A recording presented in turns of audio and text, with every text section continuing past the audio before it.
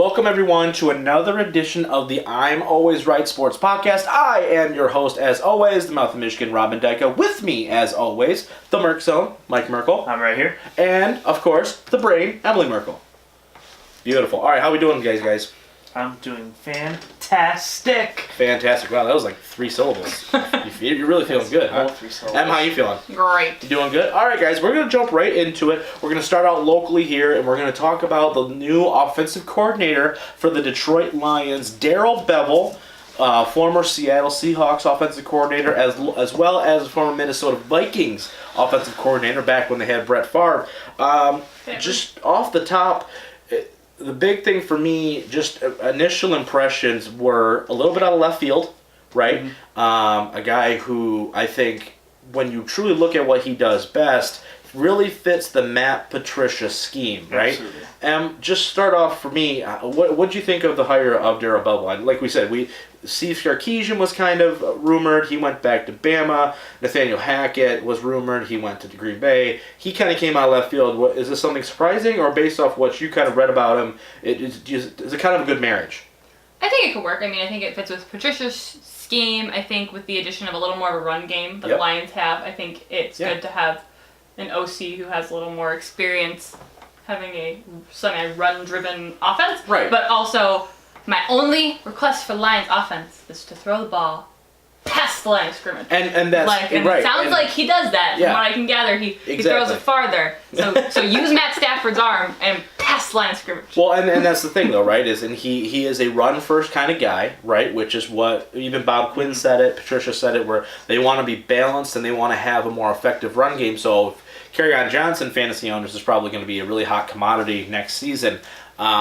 But you're right, I don't think it's as much dink and dunk down the field, and I think it's going to be more downfield shots, which would be good for Marvin Jones, be good for Galladay, whoever third receiver they probably come in and get relatively soon here. But I think you're absolutely right. I think it's a good marriage there. Mike, what did you think of the hire? Did you like the hire?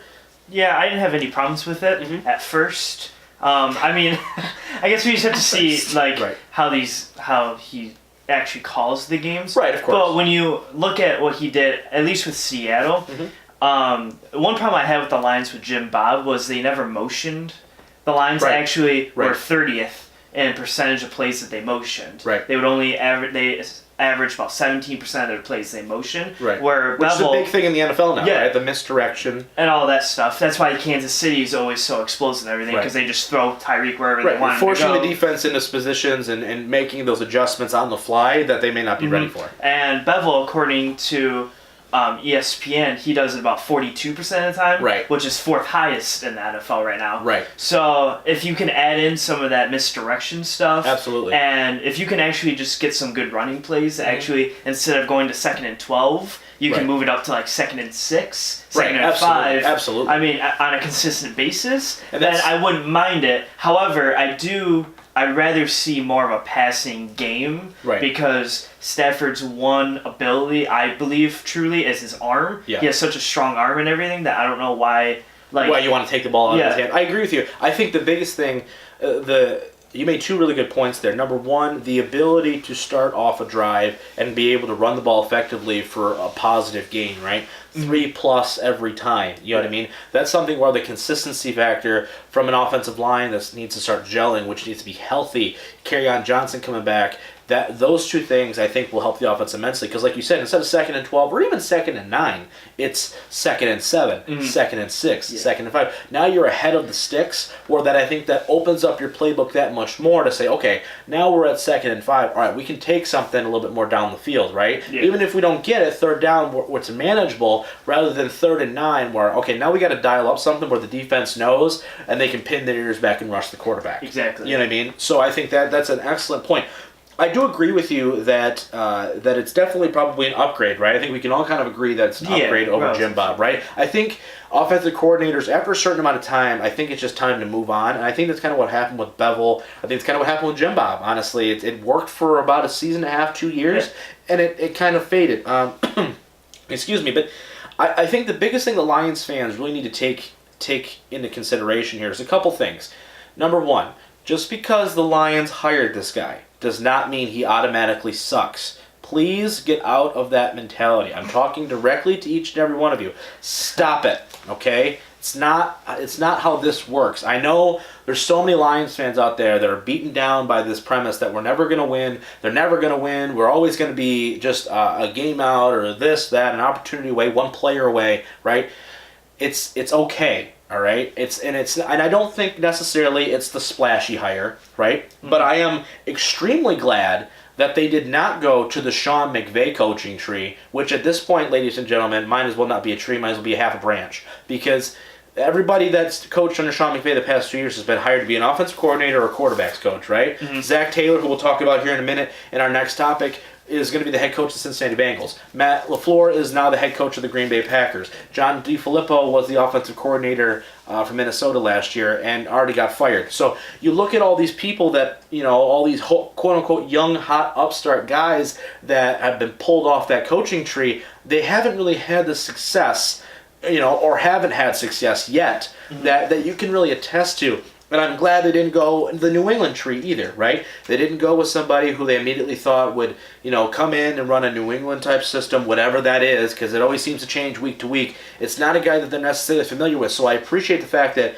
for me, it felt like a true hire, like a true vetting process, to where they actually went through, they did some stuff where they evaluated their options, they had a scheme, and they thought, okay, what do we want to do? What kind of team do we want to be? Mm-hmm. And then because of that, what you know what I mean? And find a guy who excels at that. You know what I mean? And I think that's a huge thing. Best possible case scenario for this offense moving forward. I mean, we know that Bevel, I think 5 out of the 11 years or 5 out of the 9, whatever, he had a top 5 rushing attack, right? They've always been probably top half of the league overall offensively as a whole, and points and what have you.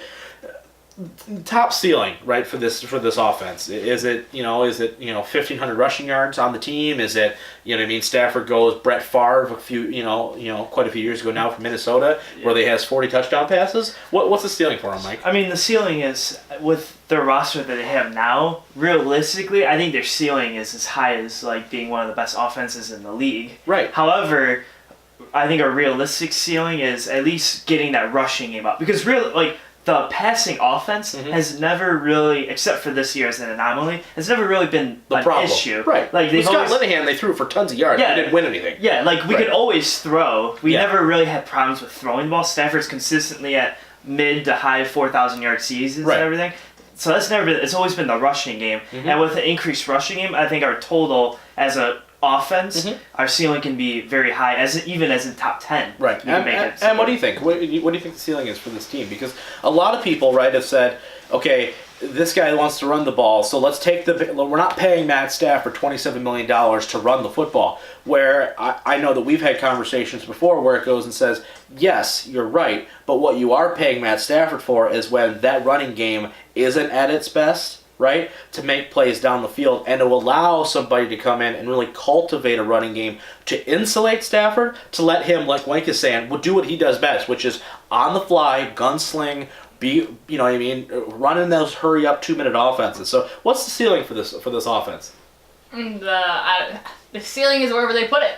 You can achieve almost anything. I think having a more full offense, right, more balanced, right? Yeah, more full, filled out, balanced offense is probably key.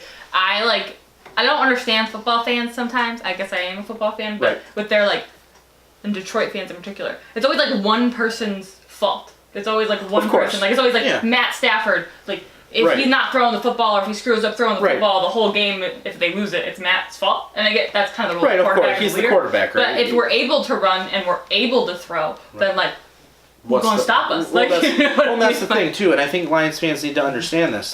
I've heard some people complain to me on Facebook and otherwise where they said, well, this is the guy they were going to hire, why didn't they hire him 3 weeks ago? And the answer to that is, if they did, everybody would be clamoring, why didn't they do a proper process, right? Why didn't they go through the entire interview process and interview some of these guys for teams that are still playing? I know Chad O'Shea, the wide receiver coach from New England, was highly touted as maybe the possible guy, but there's a lot of things you can hate about this hire, but there's a lot of things you can like about it, and I'm not so much a Lions apologist as I am more of a realist, and I look at it from both sides. Is it the most sexy hire they could have had? No, of course not, but he's called plays, in big-time situations. He's won championships as an offensive coordinator. He nurtured Russell Wilson, right? He's had a good rushing game. He's had good running backs under his tutelage, and they flourished underneath him. I think this is something to where, based off what Matt Patricia wants to do, control the game, 6-7 minute drives, keep that defense off the field so when they are on the field, they can make plays and be explosive and get off the field quickly, maintain ball possession, and control the clock and limit an opposing teams' offense and limit their opportunity to score, I think is what Matt Patricia wants to do. Yep. So I think we need to see it. But on paper, I understand it. I think people need to kind of let it develop. Mm-hmm. We got 3 years, guys. Truly, that's a 3-year mini rebuild process. You kind of got to see what's going to happen. And listen, if you're going to go off of his one play on the 1-yard line in that Super Bowl for how bad he is of a coach, right? Come talk to me because I don't think it was that bad of a play. Well, here's the thing: if he makes it, it's the greatest call ever. No one ever sees it coming, right? Yep. And as you mentioned, right, Marshawn was like 0 for 5. Yeah, he was 0 for 6 that year at the 1-yard line, trying to go in or getting a yard on like a 4th and 1, 3rd and 1. There you go. So that's all I need. If you look at stats itself, throwing the ball is a better option. Absolutely. So come talk to me if you want. There you go. Calling him out at what is it? What's your at Mike Merkel? Come tweet me out. We'll talk. Awesome. All right, guys. So let's shift now. We're going to stay in the NFL, and we're going to talking about we talked a couple weeks ago about all the coaches being fired, and what teams we'd like to go to. Now we're actually seeing everybody get hired and replaced pretty quickly, honestly, I would say. I'm just going to kind of roll down here who got hired where, just so you guys are all kind of in the loop. You had the New York Jets hiring Adam Gase, who was an offensive coordinator guy that I won for the Lions, but he's the head coach there. Bruce Arians, Tampa Bay Buccaneers. Freddie Kitchens going to Cleveland. He was the offensive coordinator in Cleveland, helped Baker Mayfield a lot, so seemed like a proper fit. Cliff Kingsbury going to the Arizona Cardinals, the former Texas Tech head coach, somebody that kind of was out of the radar, took an OC job at USC, now is coming here. Vic Fangio, the defensive coordinator from the Bears, is now the new Denver Broncos head coach. Matt LaFleur is the new Green Bay Packers head coach. He was the Tennessee Titans offensive coordinator.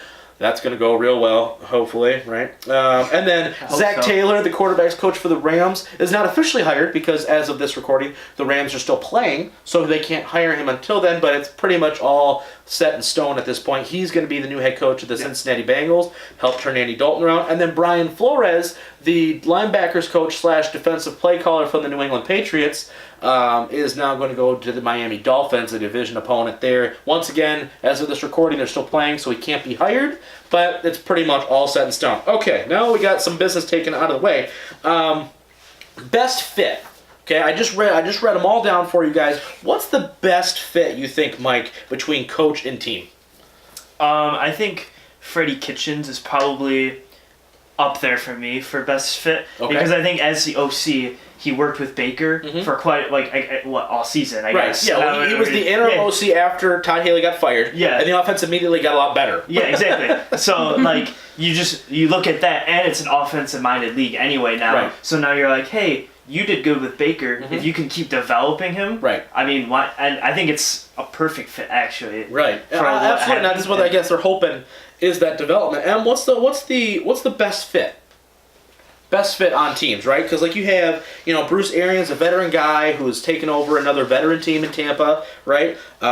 Vic Fangio, Denver's already got a good defense, so Vic Fangio's a really good defensive mind. Mm-hmm. That's another one that I think people really are interested in. As well as Adam Gase, quarterback whisperer who's done great things with a lot of quarterbacks.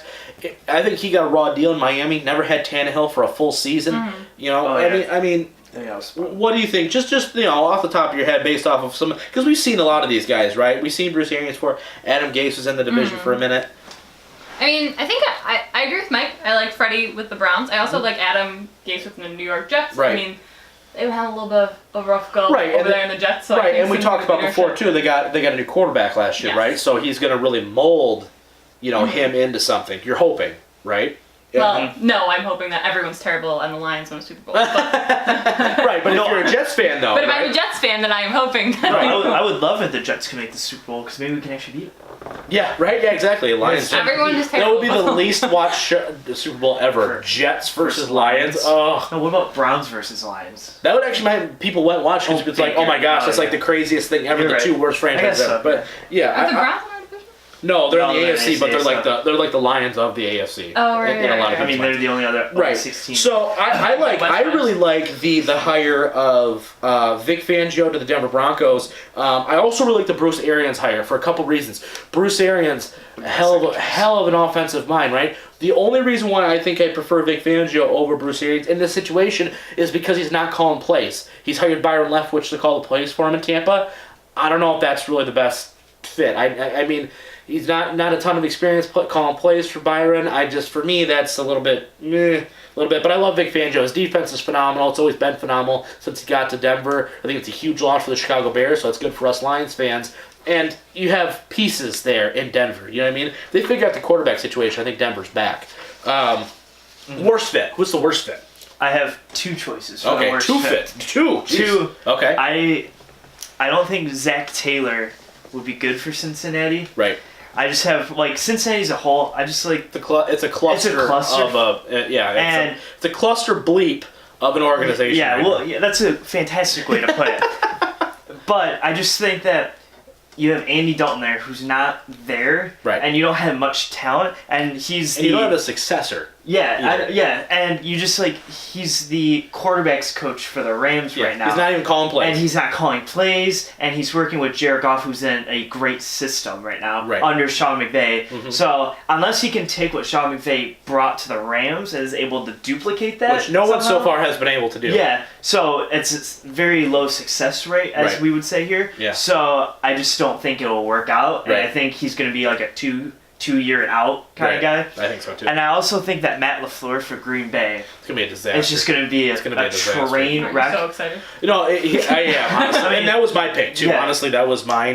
The way I look at it and I see it, Aaron Rodgers is gonna eat that young man alive. I'm sorry. It's just Tennessee's offense wasn't very good this year. I get it. Mariota had some injury problems, right? But point being is this: a couple things. Number one, he's coming out the Sean McVay tree, but he's not Sean McVay. McVay's calling the plays. McVay is constantly in communication, right? That system is built upon one man, right?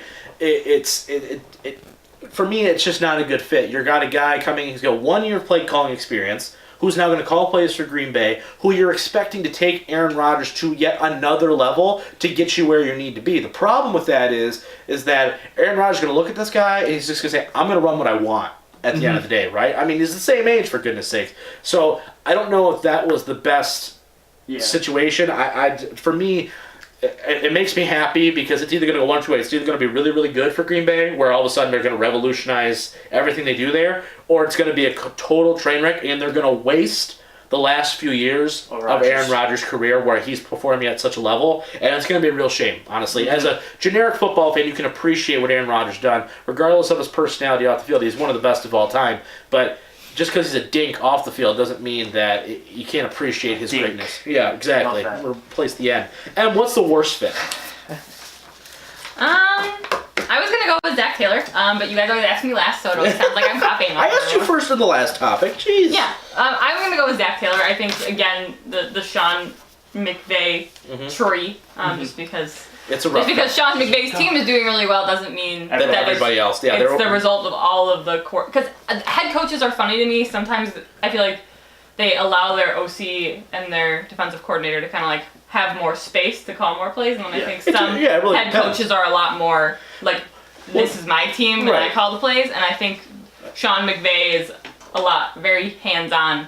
A little bossy. I know one too that we were talking about that you mentioned too was the Cliff Kingsbury one, because I know you asked me, you were like, he got fired as the Texas Tech head coach, took a lesser position with another college team just to then become head coach of the Arizona Cardinals. And you were like, how does that work? And I went, it doesn't. It's the weirdest thing ever. Yeah. His name is really cool. Yeah, and I know. They're all up in arms about it. That's another one, too. If I wouldn't say Matt LaFleur, Cliff Kingsbury especially, I don't know if his offense is necessarily the new trend. That's what Arizona's trying to kind of get ahead of the curve almost with that offense. But you didn't have tons of success in Texas Tech, right? You had a sub-500 record there for the 7 seasons that he was there. Yeah. And I don't know. For me, I get it. He worked with Baker. He's worked with some other quarterbacks where you went, wow, he's really awesome. But at the same time, Josh Rosen's not Baker Mayfield. Yeah. They're two different quarterbacks. You have nobody on offense besides David Johnson. Your defense is old and everybody wants to leave. I'm honestly surprised that Steve Keim, the general manager, is still there. So I got one more question for you guys. This is going to be off. We don't even have this on the paper right now, so I'm going off the script a little bit here, guys. So have fun with this We're going off the rails, guys. So all 7 of these teams did not make the playoffs this year. Right. So if you had to choose one team with this new hire to make the playoffs, who would you pick? Well, that kind of does fit, which team's going to benefit the most from their new team. I'm going to say, honestly, I think it's a tie. I think Adam Gase and the New York Jets. You think they make the playoffs next year? I think him with Sam Darnold, right? That combination, if they stay healthy, that defense is extremely underrated. They have tons of players, especially in that secondary. They've got some pieces defensively. I think if they can get a really good running back, and if they can get a really, if somehow they pull the trade out for Antonio Brown or something crazy, which we'll talk about in part 2 of this episode, I think that transforms them, and it really takes them. They might not win the division because New England's there, but I definitely think that a wild card and be dangerous. What do you think, Mike? I was more on the. I just gotta say Cleveland Browns. Yeah, man, that's tough. It's a tough one, and I would say it like this: I would have the most confidence betting them to make the playoffs because I think their division is imploding. It's kind of imploding. Right. Like the Steelers right now is just kind of wishy-washy, and you don't know what Lamar is, and you don't know. Yeah, if you can figure out a way to stop Lamar, then the Baltimore's nothing, and Cincinnati's just kind of out of there. So, but I think Cleveland, weirdly enough, after 2 years after going 0-16, could skyrocket and be the contending team. Yeah. In the AFC North. Right. And what do you think? What team benefits the most or makes a playoff run next year who didn't make it?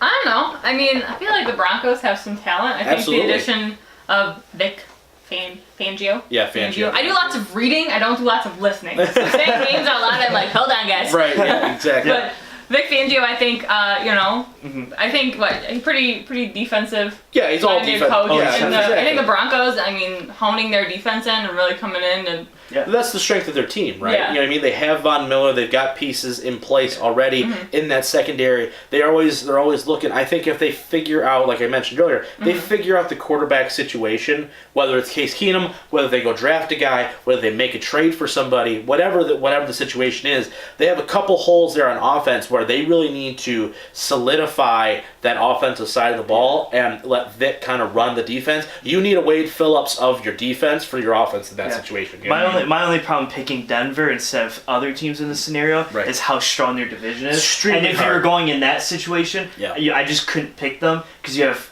Kansas City and the Chargers there. Absolutely. So even winning your division's hard, but getting a wild card over one of those two also I look at Tampa, I don't think they're making it next year. No. I don't think Jameis is their guy.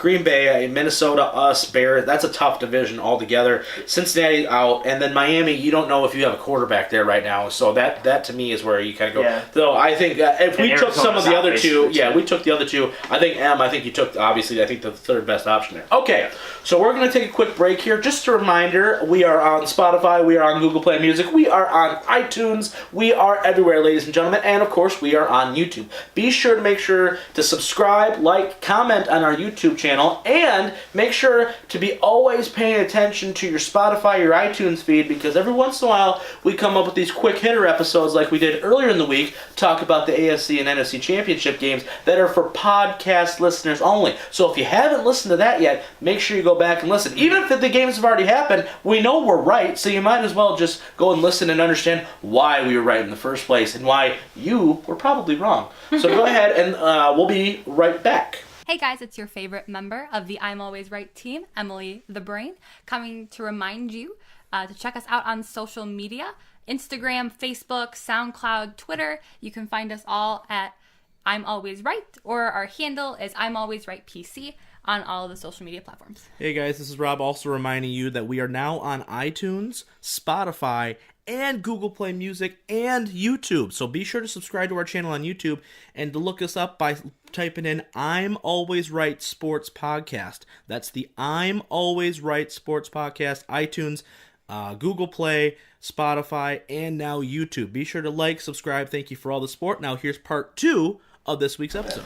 All right, and we're back. Thanks for listening to the commercial. We've probably plugged all of our social media accounts all over again for you, just so you don't forget. All right, so we're going to now let's segue from some good news for some NFL teams to some maybe not so good news. Antonio Brown, this whole entire situation has pretty much not said it, but might as well have said it. He's demanding a trade, right? He doesn't want to be a Pittsburgh Steeler. He's taking them off his Instagram, and his Twitter and everything else. He's thanking the fans. He's being a real prima donna about it in a lot of ways, honestly. And I would side with the players, but in this situation, I feel like it's one of those weird situations where the numbers are still there, so I don't really understand what you have to complain about. You know what I mean in that regard. And I'm going to start with you. Are you shocked, or do you kind of agree are you shocked that Antonio Brown wants to be traded, or that more than likely he's going to be traded? Are you shocked by that? He's probably top 2 wide receiver in the league right now.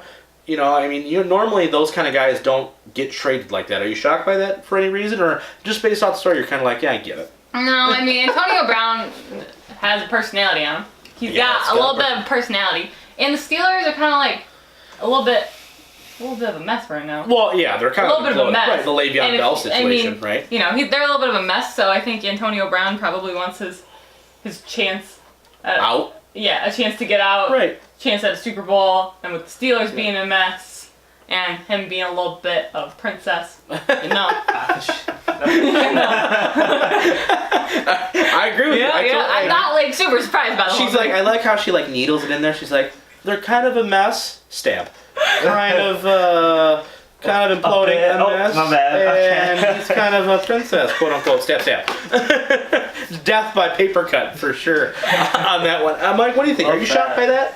Are you shocked that he wants to leave such a historic organization like the Pittsburgh Steelers? Yeah, everyone should be. Yeah, no, him and Dez Bryant had the exact same thing. Right. Where he would always just, oh, you're not throwing me the ball enough. Oh, this, oh, that. Right. And I'm like, but your team's winning. I'm more of a team player than I would be as an individual. And so I don't understand that side because I'm not like that. Right. But he throws tempers on the sideline. He gets 3 touchdowns a game and he goes, that wasn't enough. Come on, throw me the ball more. Exactly. And I'm like, well, do you think I don't know. Right. And normally, and I know a lot of people, a lot of athletes will come out and say something to the situation of whenever the player has an issue, right, everyone takes the side of the team, right, in any sort of situation, right? All of a sudden, your fan favorites can become, well, we don't really need you anyway, right? They kind of disprove that. I don't think that's the case here in Pittsburgh. I think that people appreciate the fact that Antonio Brown is a great player. They just don't understand why he's so unhappy, right? Yeah. And I think that's kind of the confusion. He got paid. It's not like Le'Veon Bell where he didn't get paid. He got paid. He's getting his targets still. I don't understand truly what the matter is as far as the production and everything. They're in the playoff until the last week of the season, so what else can you want? I don't know. Should the Lions make a run at them? There's been a rumor going around where a possible trade scenario where people kind of evaluated saying our first round pick this year, a 3rd round pick, and Jalen Reeves-Maybin might get it done. I don't think that's enough if I'm Pittsburgh because you have the number 8 overall pick, and if I'm the Lions, they have a propensity, if they really want somebody, with the Gronk's talk and everything, where they said, we're going to go get the best of the best. Mm-hmm. If they did it, I don't necessarily think I'd be mad about it, but I sure as hell would be shocked. Mm-hmm. And I don't know if I'm the GM, I would go, yes, I'm going to go trade Antonio Brown. Well, Em, what do you think? I don't know. The attitude, the attitude problem that we're seeing a little bit, I don't know. The Lions are trying to... Yeah. Really go to the next level. So yeah, Antonio Brown is one of the best players. So would I be completely mind blown? Yeah. Do I think it's the best move with new coaching staff, teams coming together trying to build to have someone who is that dedicated to having spotlight? And also, as we know, Stafford I feel like he's taken on more of a leadership role, but doesn't have a super strong personality, so I don't know how him and Antonio Brown would Right, yeah, because Calvin was very soft-spoken, right? So you really haven't had a diva, I guess is the best way, or, that super major superstar who acts like a superstar. Mike, should they make a run at him? I would say, and this ties into the first topic, I guess, is I think with Jim Bob Cooter's scheme that he used to run, I think I would say yes. Yeah. But with what Bevel is probably going to do, I would probably say no. Okay. Because with the run blocking scheme that he has, I like Kenny Galladay and Marvin Jones blocking over Antonio Brown blocking somebody. Right. And to We get want to down break it down. and to get down the field, Marvin Jones is one of the biggest, like one of the best big play receivers going down the field. Right. But if we were using Jim Bob Cooter's offense, it was all quick passes and Right. stuff. Across the middle. Cross where middle, he can run after he can the catch. yeah. Right. I mean, he's Absolutely. almost perfect for that. He's like a Yeah. Golden Tate 2.0 Yeah. in those words. So for that answer specifically, I would say as of right now, since we got the new OC and everything, I would say no. I Yeah. don't like the. I don't Okay. like the Yeah. decision. So, now, I guess bigger question too. We've seen some major players over the past little bit here get traded, get released. You know what I mean? There's been a lot of high-profile, big-name players over the past couple years. A severe influx of that. Tyrann Mathieu, Des Bryant, Le'Veon Bell is probably gonna be a free agent this year. You know, Golden Tate just got traded. Khalil Mack got traded. You know, Antonio Brown's probably going to get traded. Jimmy Garoppolo got traded. Kirk Cousins was a free agent. A lot of Earl Thomas is gonna be a free agent. Earl Thomas is going to be, right? So you have a lot of guys who are staples of their team, whether it's age or anything else, that are either being traded or let go. And I'm going to start with you. Why? Why is that? Is there a specific reason? Because I think I have a reason why, but I want to hear what you guys have to say first, see if we're all kind of aligning here. But why do you think that so many of these quote-unquote star, big-name players are being cut, released, or traded? I mean, I think teams are really focusing on honing what they need and where they need to fill in. And I think that managing cap space Absolutely. has become like really big. I think some of these trades, I mean, where they need to fill in space, where they're like, we need to strengthen this area. Right. You know, this person's taking up a ton of our cap, like from a Right. financial So standpoint. it's impacting other areas, if you right? can, if you Absolutely. can function without, Khalil Mack, I mean, the Bears.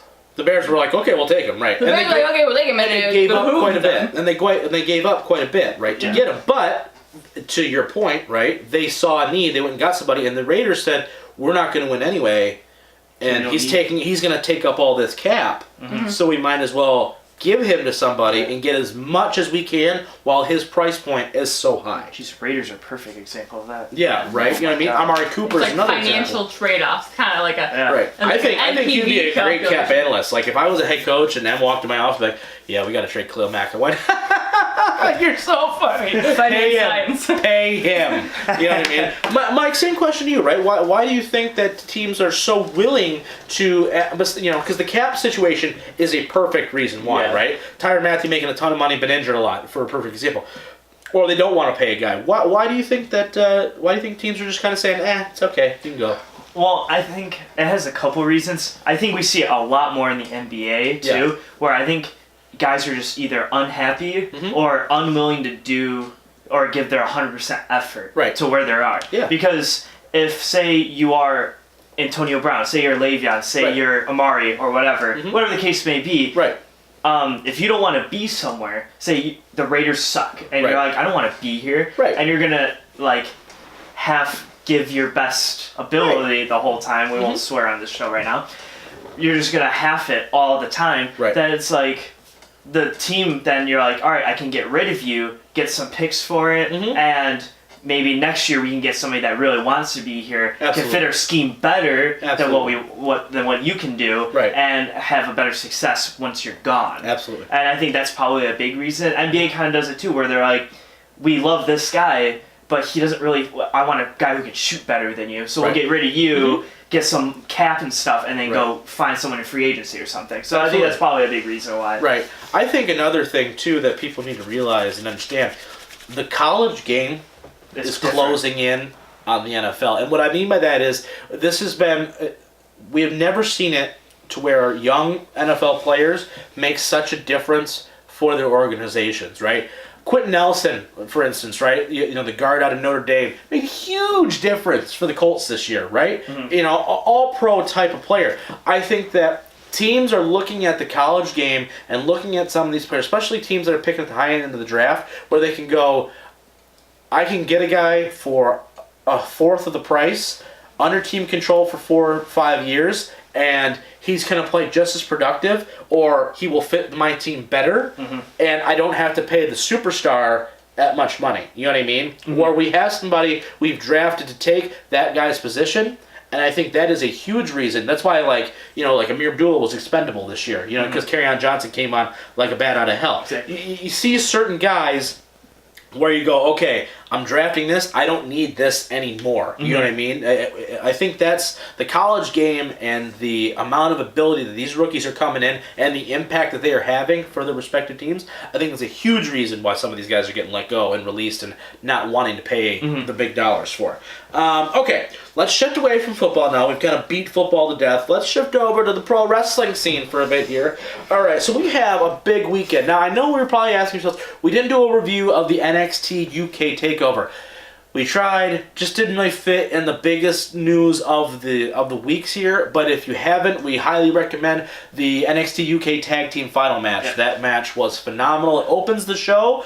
Be sure to definitely watch that. But we are going to be talking NXT TakeOver Phoenix as well as the Royal Rumble. Now, before we give you guys our predictions, which we will in a second, biggest match you're looking forward to? Give me 2 matches and just a brief reason why for TakeOver and the Royal Rumble. What are you looking forward to most out of each one? Give me one match that you're both looking forward to. Em, I'm going to start with you. NXT TakeOver. What match are you looking forward to and why? NXT TakeOver, I think I'm looking forward to Johnny Gargano's match. Right. I think that... Versus Ricochet for the NXT North American One, title, because right? I love Ricochet, and 2, because I love Johnny Gargano. Right. I love them both as wrestlers, and I think there's potential for some interesting storyline development there, and there have been some rumors that I was recently informed by Little Birdie, a.k.a.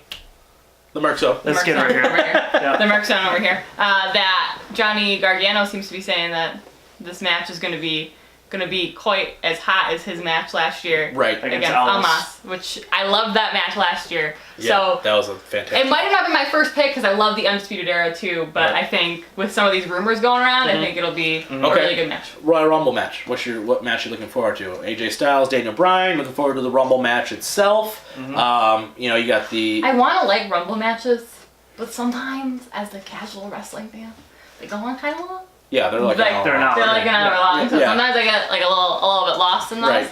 But I think probably the Rumble the most. Yeah. I think the end of the Rumble, I'm just really interested to see kind who of the comes end. out. Here's the real question: the men's or the men's, not the women's Rumble. Not the women's. I totally support strong, independent, awesome female wrestlers. Don't get me wrong, I love the push that women are getting. Right. But sometimes I think some of the wonky storylines and characters they build up in the women's division are sometimes a little offensive to me as a woman. And so that's all I'm gonna say. Okay. We're gonna move on. All right, Mike. Okay, Mike. NXT TakeOver. What match are you looking forward to? I'm most looking forward to, and I don't think this is going to catch you guys off guard. You guys aren't ready for this. All right, I'm ready.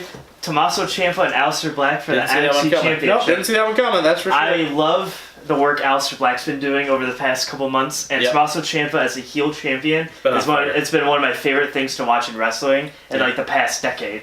His work is so great. Absolutely. And so everything about that feud and this match, I'm very excited for. I kind of know the outcome probably. Right. I think it's one of the more predictable ones. Don't ruin it. Don't ruin it. I'm not going to say anything. I'm not going to say anything. But that's probably the one I'm looking forward to. Absolutely. You guys kind of took some good men. I'm going to look at the War Raiders versus the Undisputed Era for the tag titles. The Undisputed Era, their tag team run has been so phenomenal over the past year. Whether it's Roderick and Kyle O'Reilly or with Fish or what have you. Mm-hmm. I think that they've really been on fire. I'm a little annoyed that on the card Adam Cole's not on there because he's my boy. So that bugs me a little bit. But looking at the card as a whole, which we'll kind of go with, that match has, along with the War Raiders, formerly known as War Machine, going to be a great match. The Rumble, I'm looking forward to a couple. The Asuka Becky Lynch match intrigues me a little bit, just because if Becky doesn't win, and is she going to go in the Rumble? Is she not going to go in the Rumble? I don't think you take it off Asuka so quickly. So that's a match definitely from the SmackDown side I'm looking forward to. The WWE title match, obviously, and on Finn Balor, Brock Lesnar too. I just want to know how they're going to do it. I don't know what they're going to do if they're going to try to throw a swerve in there, whatever.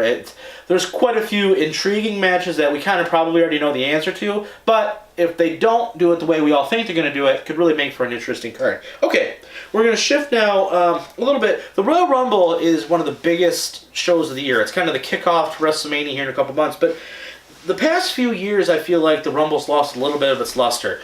guys like Shinsuke Nakamura, when they win, you think, okay, this is their crowning moment. They're going to go to WrestleMania. They're going to win the title. We've had guys like John Cena win it over a really dilapidated roster. We've had guys like Batista or Triple H wins the WWE title somehow. We've had Roman Reigns win it to a chorus of massive amounts of boos. You've had Randy Orton won it because everybody wanted to see Randy Orton win the championship again. Yawn.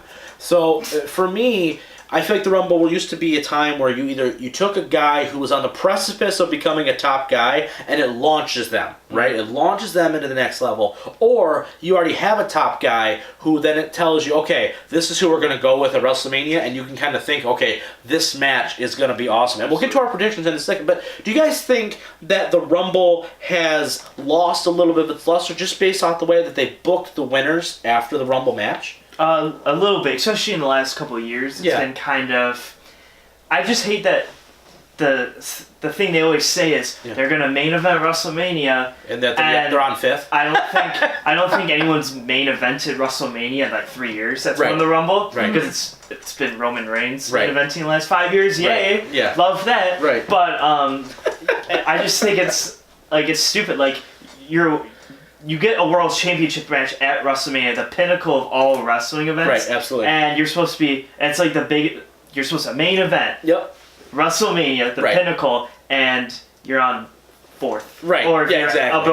Alberto Del Rio, you're on 1st. Yeah, exactly. Love that. Yeah. So it's a little bit, it takes the luster away, right? Absolutely. It's exactly it all what it just does. goes down. And what do you think? Do you think that the Rumble winners should be booked better going in and post WrestleMania? The WWE suffers from like overhyping syndrome, where they just want everything to be like every single thing, like everything's the main event. Now, I don't know if you know how wrestling cards work, WWE, but usually there's like one main event. It happens at the end of the night, so you can have like 17. They like to think that everything's the main event. So, and I think too, like if you don't think that your champion and the winner of your Royal Rumble can carry a main event match, then maybe you change how you're booking. Because if you don't think they're that interesting, then like.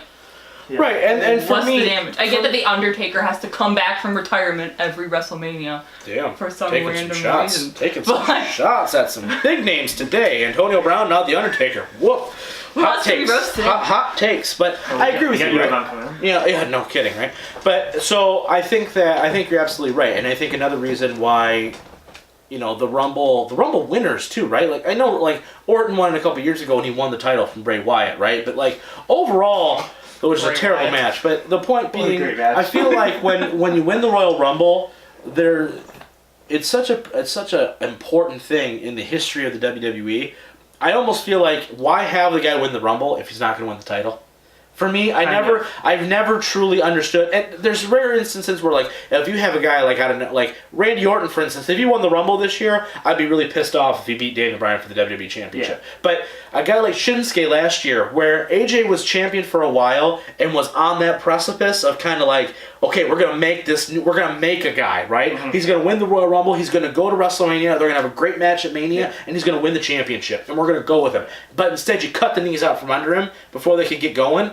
And the whole feud was screwed. I mean, you can't have it every single time because but like, I get what you mean though. Yeah. Like, if he's on that uprising push, right, and then you just like stop you feel a current of people behind. Like, if you're gonna go with a guy and have him win the Rumble, you obviously have to have some sort of belief that he can carry the title, right? And the title doesn't mean as much as it used to anyway. Clearly, Jinder Mahal, Exhibit A, But the point being, if you think he can carry if he can win the Rumble and he can be in a top match at WrestleMania. Why not give him the championship? Doesn't make any sense to me, but I digress. Okay, predictions. Mike, give us the NXT TakeOver Phoenix card. Okay. And then go ahead. We'll give me your prediction. Okay. And then we'll go M, and then we'll go me every match, and then we'll do the same thing with the Royal Rumble up until the Royal Rumble match itself, which we'll all kind of give our take on who's going to win the Rumble. Cool. Alright, so the first match, I'm just going to go in order here, is Matt Riddle versus Cassius Ohno, singles match, no championships. Yep. I personally have Matt Riddle. Yep. I don't see why Cassius would win. Probably Matt. I mean, it's Matt. Cassius is just like kind of anti-climactic. He's like a trainer who's still on the roster. Kind of how I see Cassius. Unfortunately, he could have been great. But continue. So we got Ricochet, who is the NXT North American Championship, putting his title on the line against Johnny Gargano. I have Ricochet winning this match. I don't see him losing it, and Gargano's probably going to challenge Ciampa Ciampa later on. Yeah. So what do you think, Em? Yeah. Same thing? That's what I Booking hate. reasons. But. I hate going second sometimes. 'Cause I feel like I sound like I'm copying everyone, but no. Yeah, but Ricochet. we're all kind of in agreement. Yeah, we're all- I think Ricochet wins. And Johnny Gargano's I think it's a dying hell of a face. match. I think it's a hell of a match. I think for some reason there's some interference in this match I do too. too. I think it's some I have a interference. theory for the main event, but Yeah, go ahead. So I got the Undisputed Era, who is, it says Kyle O'Reilly and Roderick Strong, but I feel like Bobby Fish could slide in if he Right. wanted to, Yeah. because of the Three-Bird Rule. Yeah. Versus the War Raiders, Hanson and Rowe. Yeah. I have Undisputed Era winning because I just don't see them dropping the titles. Mm-hmm. They're hot. Yeah. Yeah. I feel like the Undisputed Era is another one of my groups. Yeah. So like Yeah. I want them to win. Yeah, I'm gonna Really. go. Yeah, I'd also probably agree with both of you and say the Undisputed Era, just because I'm a fan more than anything. So sometimes my fandom gets in my judgment a little bit. But I agree think with that that. here, I don't think the War Raiders are over enough for me to care about them yet. Not So- yet. I think so eventually it's they could coming. be. I think it's coming pretty quickly here. I like But okay, the let's. Warriors, but- Yeah, keep going. All right, we got Shayna Baszler versus Bianca Belair for the NXT Women's I think Championship. we're all in agreement that Shayna wins this I one. don't know. Actually. Really? This is like the one that if you're gonna do something, Shayna Yeah. hasn't even been on NXT TV in 2 months. So I think and that- Bianca's yeah. been there. The only way Bianca I think wins this match is if all of them are going to the main roster. I agree with that. They- And I all think, three, I think there's Shayna- rumors that they're gonna yeah. try to do something Yeah. with that. But I think here, I think it's really quick to give the Bianca the shot Maybe. at being champion. But- I could be wrong. I have Shayna winning. Emma, who do you got? Shayna, as much as I Don't want it. To. my dislike of people. Both of these, for me, I'm just kind of like meh. That's the match I'm going to Well, go to the what are we bathroom gonna on. put No a little offense, it just is. Are we gonna break her arm? You going again for Bianca or 20 you minutes? going Shayna? I'm gonna go Bianca. Okay. Just change it up a little bit. We're not keeping Right. super score here. It's not. Right. All right. So go ahead. we're Give me both the main And event. the main event is Tommaso Ciampa versus Aleister Black for the NXT Championship. I have Tommaso Ciampa. In a interesting theory I have, I think Johnny Gargano loses earlier in the night. Right. And then costs Aleister Black the match. Right. Because then I think he's going to be like, no, if anyone's going to beat Ciampa, it's going to be me. Because that's Right. kind of the I storyline got they're you. doing. Right, that works. So I think Yeah. Tommaso wins with the help from Johnny. All right. What are you thinking? I definitely think Ciampa's gonna win. That's an interesting theory. I think it's very plausible. Very I plausible. think that's a plausible theory. But yeah. Yeah. I just don't see Aleister. I mean, like, Yeah, Aleister Black's gonna win. he was already champion at one point. Yeah. They usually don't do two-time Yeah. NXT champions very often, and there's really no point for Aleister. If he wins The it, only problem with this NXT card is I feel like there's a lot of things where you're just kind of like, I feel like it's just there, and they're going to be great matches, I'm sure, but they're just there to be there and setting up. It's a setup show for me for it's a WrestleMania's weekend. You know what I mean? It's and then kinda how I am. WrestleMania is going to be It's going to be awesome. wild. All right, so. let's go ahead and go to the So Royal we're going to Rumble. head over to the Rumble now. So we're going to start with the least interesting and go upwards. So, The least interesting. I mean, that's kind of how it's gets stacked right now. So we're going to have Rusev, who is the United States Championship, putting his title online against Shinsuke Nakamura. I have Rusev winning because I don't see him losing the title. Right. He just won. Go ahead. Probably Rusev. I don't ever really understand why Rusev is as over as he is. Yeah, it is what it is. But, Yeah, I'm going Shinsuke. I think he wins the belt back. I think just as a shocker. Okay. I mean, I can see it. They have to change titles somehow. Yeah, Right. You're not wrong. Mhm. So next match, I have The Bar, Cesaro and Sheamus versus The Miz and Shane McMahon for the SmackDown Tag Team Championships. I could weirdly see The Miz and Shane McMahon winning this. Yep, I think With how the that's true. storyline's going. Yep, I think Miz. Yeah, And The Bar hasn't done anything, so I can see that happening. Miz and Shane. Yeah. Yeah. We'll go Miz and Shane. Okay. All Miz right. has been annoying to We got Ronda Rousey defending her Raw Women's Championship against Sasha Banks. Match I'm very much looking forward to, by the way. It's gonna be Rousey. But I think it's gonna be Rousey. Yeah. Yeah, she was great to see. It's gonna be. I have a feeling She was that great it's to see. Sasha's gonna and Bayley gonna play a big role in the women's tag titles. Yeah, So, so that's I kinda, see Rousey. Yep. Right. Asuka and Becky Lynch for the SmackDown Women's Championship. Asuka. Asuka. Yep. Sounds about right. Singles match for the WWE Championship, Daniel Bryan versus AJ Styles. Daniel Bryan. Daniel Bryan. Okay. I had to take a pause. I was like, yeah. Yeah. I find it weird that he's like, AJ's not gonna Wrestling? win the belt. All right, match you guys probably forgot about. Fatal 4-way match for the WWE Cruiserweight Championship. Oh, Akira great. Tozawa, Hideo Itami, Kalisto, Those and the snoring. champion, Buddy Murphy. Buddy Murphy. Buddy Not Murphy. even. It's not even hard. I don't even like, I had to think about who those people were. So Yeah. I'm going to go with Yeah, whoever just the go with the champ at that champ- point. Yeah. So Buddy Murphy, cool. Yeah. We have the champion, Brock Lesnar, versus challenger, Finn Balor, for the Universal Championship. Brock. It's not even close. Brack. I'm pretty sure Brock, his but weird I nose. hope Finn comes out in demon form. That's all I Right. care about. Okay. Yes. So, women's Royal Rumble match. Ugh. I'm not going to announce everybody because Yeah, almost no. every woman on the roster is going to be in the match. So, who do you guys got? I'm gonna say.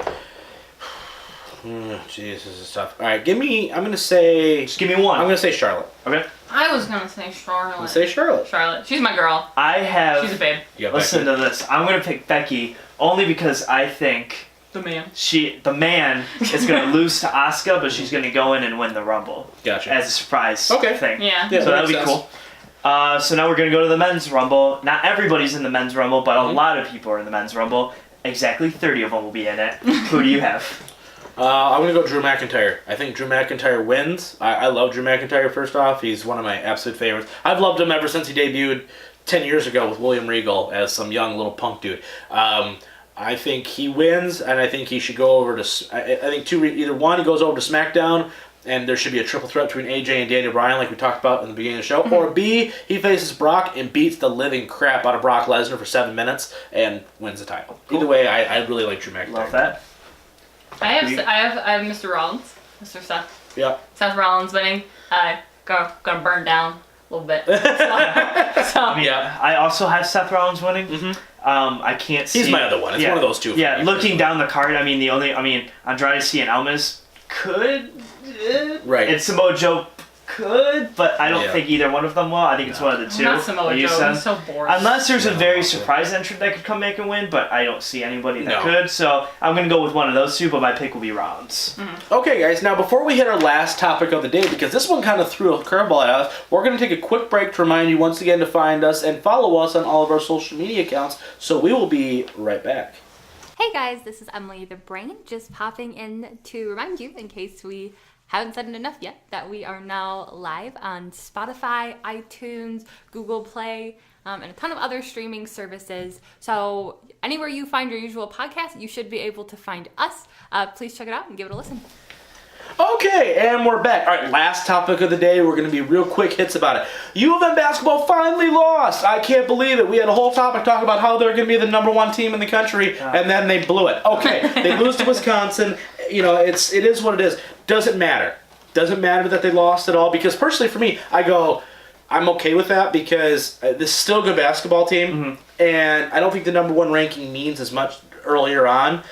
I think they're still good. I'd rather them lose now than lose in March early. You know what I mean? Realistically, it doesn't really matter. I mean, you lost to Wisconsin on the road, and you're Yeah. 5-14 against Wisconsin. Right. So, like, It is what I it mean, is. it's one of those. It's like Northwestern or like Michigan State. If you lose to them, Yeah. it's like they're good. So Yeah. it's not like you lost like Illinois Right. or something. Absolutely. So I'm cool. I mean, I'd rather them go undefeated, obviously. But if you're gonna lose lose to like Wisconsin Right. and Michigan State instead of Illinois and Rutgers. Right, yeah, I definitely agree with you. Em, what do you think? Does it matter at all? No. Well, that's the great deep analysis there. You're right, though. Honestly, it doesn't really matter. It's one of those things. Every team's going to lose. I'd rather them lose now than lose later on, like I said earlier. Expectations, though, for the rest of the year. I know we've talked about this a little bit, but I mean, a Big Ten championship I really want, and a Big Ten tournament win is what I want for Michigan, and that, you know what I mean, to end their regular season. Yeah. And then I need a Final Four run, if nothing else, this year for Michigan. What do you think? I agree wholeheartedly with that. I expect at least being a top 3 seed in the tournament. Right. I mean, if you're not a top 3 seed, then that's kind of a disappointment, I would Absolutely. say. For especially how you started the season. Right. But I agree. I want, if nothing else, the Big Ten tournament. Yep. Because if somehow State can, like, Somehow it's a better record. yeah, like they had better last record year. than, you know. Right, and what the you gonna three-peat's do? a big deal. Three Yeah, times in a row. three-peat in the Big Ten tournament, plus Yeah. going to the Final Four again, and then, I mean, I would absolutely love, Right. and we're going to talk about it, I guess, for a second, Yeah. is a national title run. Yep. And I could see it because this team is very good. Right. But if nothing else, I want to see a Final Four run also. Okay, but are you kind of in agreement with there? Yeah. I work with a bunch of people who went to U of M, so Kinda this have to be. this topic is just like a little overdone. Yeah, you can't say something too degrading because then you go into work like, how could you say that? I totally agree. Here's the thing though, is it for me? I think a Final Four run is what I expect, Right. but I think now they need to win a national championship. Yeah. I really do. Is it national championship or bust? They've been there a couple times now under Beeline. I really think a national championship is the next step to really take Michigan from a really, really good program to a top program in the country. I think it's at least you have to get there. Yeah. I think this year, next year, you have to win it though, because Yeah. I think you guys are in prime position. Absolutely. You have guys, and Beeline's a great coach. You have to win it. All right. This year, or next year. Just do it. Just do it. Same thing again. Do you I think love Nike. it's got to be the national? Do you think it's got to be the national title, or do you think that they can make it to the Final Four and people be happy with that? No, just win the dang national title.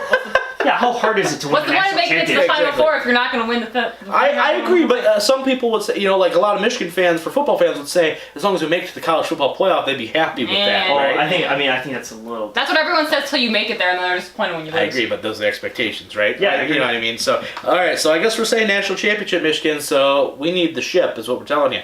All right, guys, want a shirt. that is gonna be it for this episode of I'm Always Right Sports Podcast. Please find us on social media, Facebook, Twitter, Instagram, SoundCloud, YouTube, iTunes, Spotify, and Google Play Music. That's right, we are everywhere. We will see you guys, as always, next week.